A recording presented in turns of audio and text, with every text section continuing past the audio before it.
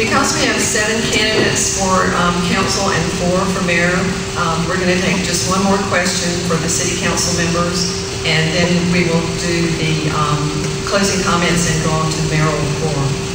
The next question would be, what will you do to alleviate the difficult processes faced by entrepreneurs and new businesses? Ms. Beck.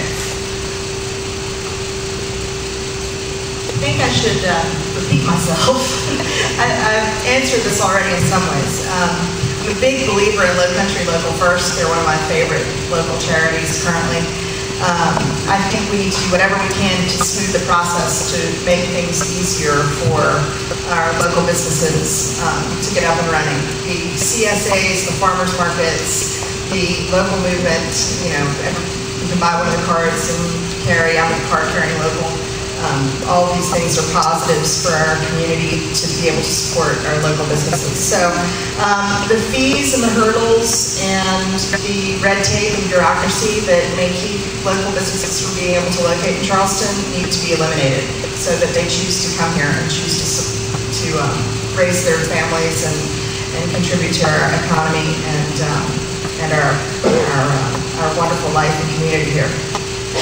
And if I could take a moment to talk about Mr. Bragg's comments about a plan and a vision for our community. We do have a version of that already with the comprehensive plan that the City of Charleston is required to do.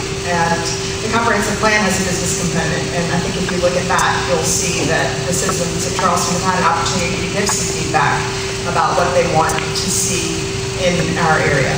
So, thank you. Mr. Bragg. The comprehensive plan that she refers to is called the Century 5 plan, and it's 149 pages of bureaucratic BS. It was written by bureaucrats for bureaucrats to fulfill a mandate by the state. There is not one citizen comment in it.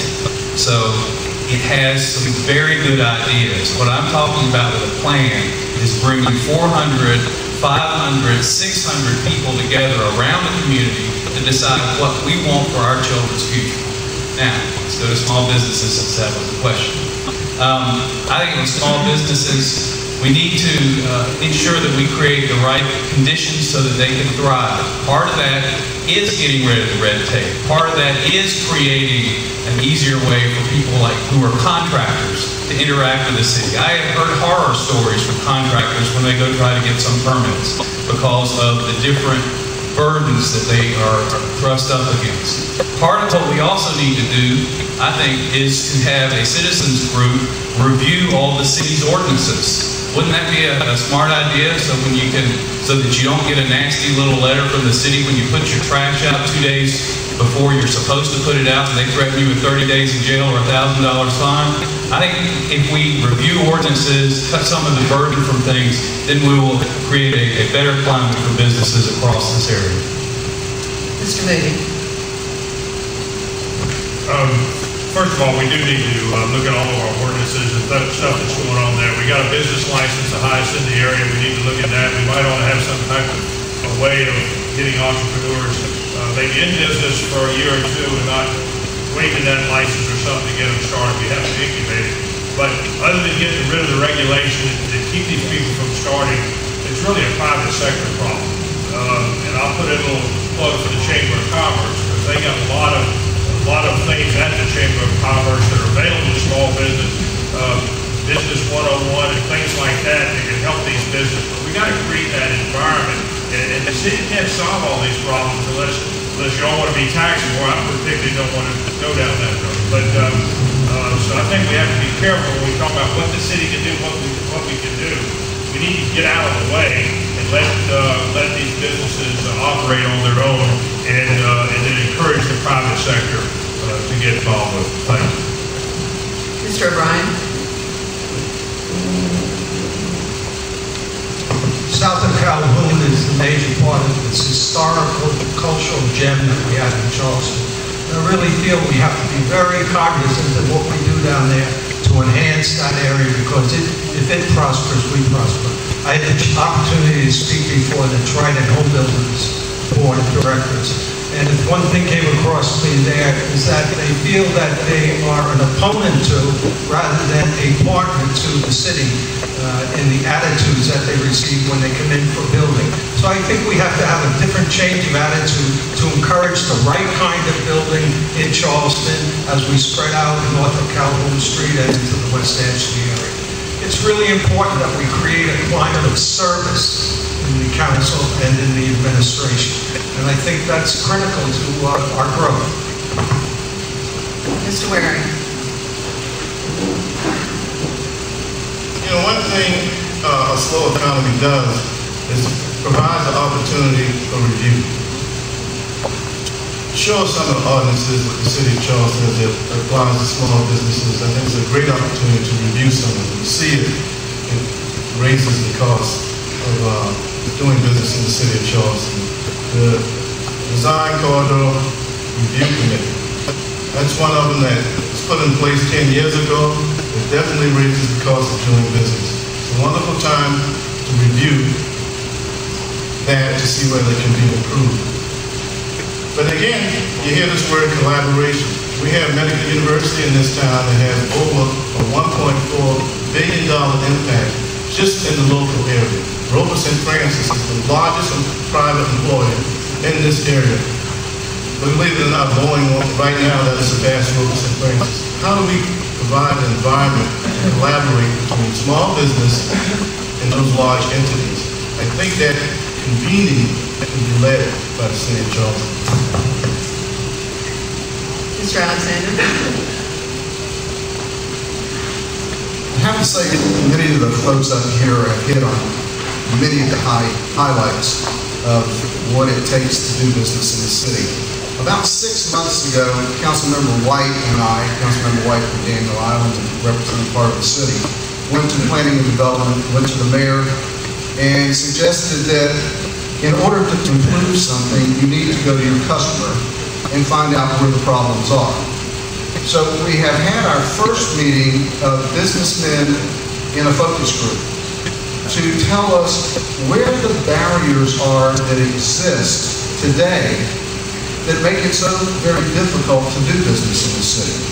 And as many have pointed out, you look at the ordinances, you look at the process, you look at how many different stops you have to make, and how many different buildings you have to go to complete that process.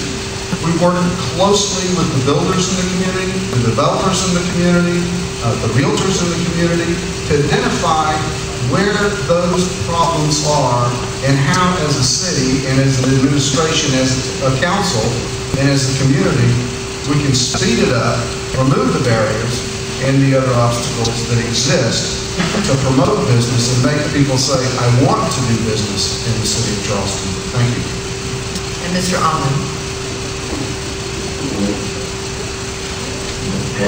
Say again, one of the chief ways to promote to business coming in the area is to ensure we have strong infrastructure, both with transportation, with fire, city, police, and education. But also we need to make sure we foster a spirit of community. I think some of the other things that have been said about not pitting areas against each other, working together, is very important. We need a councilman in District 9 who is going to make sure that the areas can work together. I think that we also should institute an overall plan, like Mr. Bracken suggested. I think that's a very good idea, and we need to make sure that the council is instrumental in doing that. I also think we need to make sure that the council members are looking out for the interest of everyone, not only the city, but especially their district, as they are the ones that they're representatives of. I would question that if a council member was involved in disrupting a civic club in his area, if that's something that would be appropriate. I think that if a councilman is involved in that maybe is not fostering a spirit of community in his area. Also, I think that we need to make sure we look forward consistently every day at what's going to be the future of our area. We need to work together and come together as a community. When we can do that, we're going to be successful. We have a follow-up response from Mr. Alexander.